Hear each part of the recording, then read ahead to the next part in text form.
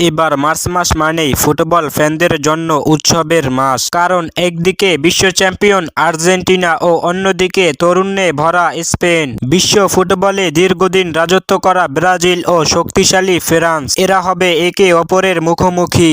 এই বিষয়টা খোলাসা করা যাক।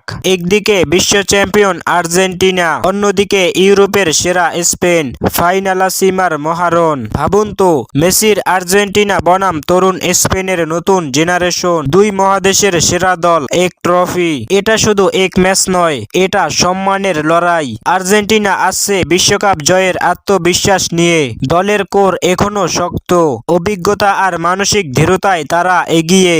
অন্যদিকে তরুণের স্পেন, দ্রুত গতির পাসিং আর পজিশনাল ফুটবলে ভয়ঙ্কর।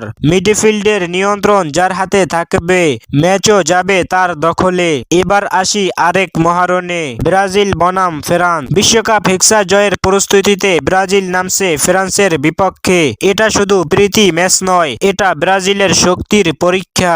ফ্রান্সের গতি, শক্তি আর বড় ম্যাচের অভিজ্ঞতা, ব্রাজিলের সাম্বা স্টাইল, স্কিল আর আক্রমণাত্মক ফুটবল। দুই দলই 2026 বিশ্বকাপের বড় দাবিদার। এই ম্যাচ দেখিয়ে দেবে কে কতটা প্রস্তুত।